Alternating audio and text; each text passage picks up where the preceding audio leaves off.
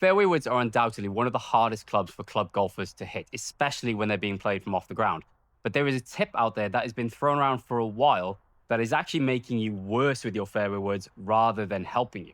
Now, that tip is the idea that we should sweep the golf ball up off the ground when it comes to our fairway woods. Now, on the surface of it, it's a great tip. It's a great idea. We don't want to be hammering down into the ground with our fairway woods because of the lower loft. We want to get more height. The issue is that most mid-handicappers will take that tip to mean that they are needing to hang back and essentially help the golf ball up into the air, which starts to cause chaos with the low point and usually leads to shots that look something like this. Now, that was a proper top. If you're struggling with that one, you need this video. So to understand why that hanging back and that trying to help the ball up in the air causes that top shot, we need to understand a little bit about what we call low point in the golf swing. And to do that, I've got this very high-tech hula hoop.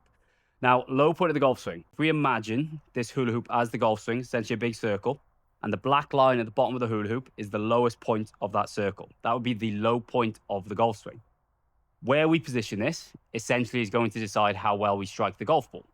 Now, when it comes to hitting a ball from off the ground, we would typically want to have the low point after the golf ball. Depending on the loft of the club we're using, we may have the low point further forward, or we may have the low point closer to the golf ball. But generally, when we're hitting from off the ground, we do not want that low point behind the golf ball. There are certain situations, scenarios where players can do that, but even then, it'll only be about half an inch or an inch behind the golf ball.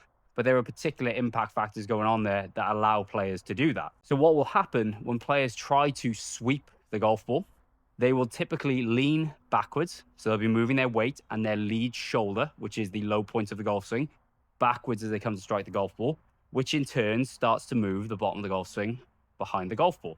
That then means the club is traveling too much up into the ball, leading to that horrible top shot. So the key here is that even when you're hitting a less lofty club like the fairway wood, we still want that low point to be slightly after the golf ball. And that's why the idea of trying to sweep the ball, leading to players hanging back too much, that's where the problems come from. So if you're struggling with your fairway woods, we're actually going to flip the script a little bit with this drill I'm about to show you. So for this drill, that's all you need is a tee. And what we're going to do is we're going to place the tee about 4 inches, 3-4 inches after the golf ball. Now, if you're the golfer who is leaning back, the lead shoulder dropping back in an attempt to sweep it, what you're going to find is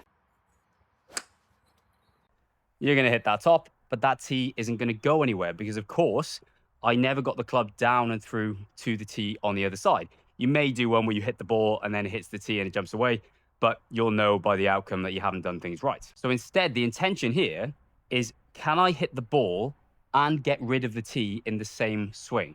So can I strike the ball and then the tee on the way through, essentially helping us hit, if you like, more forward and slightly more down into ball. This is going to ensure that we get that bottom of the golf swing onto the golf ball and get the contact onto the face and actually get some sort of flight out of this fairway wood.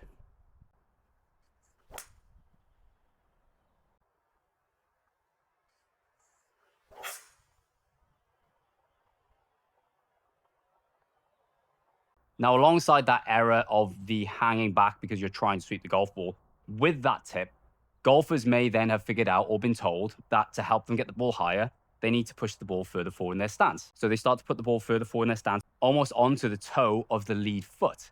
But the further forward I push the ball in my stance, relative to the low point, my lead shoulder, that ball is going further and further ahead of it, meaning I'm encouraging more of that upward strike. Well, if I'm already trying to hang back to get the ball up in the air and I push the ball further forward, things start to get really messy now. Potentially, a swing and a miss is coming in. So once we've changed that intention, the other aspect we can look at to help us strike those fairway woods better would be a ball position change. So as opposed to pushing it as far up off the left toe as you can, we would like to position the golf ball so that it is almost a ball and a half inside the lead heel.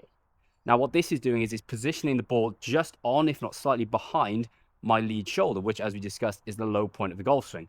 So I'm already building in that little bit more of a down strike into the golf ball. Now, compared to a 7-iron, where I'd have it much further back, more towards, let's say, my belt buckle, that is a reduced downward strike. So I've got a downward strike, but nowhere near as much as I would have with my irons.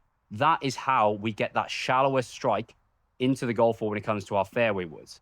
We put the ball position further forward, but not so far that we're making life difficult for ourselves to try and get that contact onto the club face and actually get some use out of our fairway woods. So if you're struggling with your fairway woods and you'd like me to have a little look at your swing, there is a link in the description below for a free swing analysis. You send your swings over, I'll tell you what's going on, I'll give you some insight into why you're struggling with what you're struggling with, and then you can take that information if you like, and you can head out onto YouTube and try and find a drill to help you with it. But hopefully this video will have already helped you with your issues with your fairway woods. There's also a link down there for a free practice plan if you'd like some structure to your practice as we start running up into the season now, making sure you get some good use out of your practice time instead of just shelling golf balls and then come the first competition of the year, you're not really ready, but you've hit a few 7-irons out into a field and you feel like you might have done some practice. If you want some structure, hit the link for that as well. Or if you're interested in some long-term personalized help with your game, there is a link down there for my online coaching as well, where I've got over 600 5-star reviews helping golfers all around the globe. So wherever you are in the world, I can help you with your game and we can help you start playing better golf and stop being the worst golfer in your 4-ball.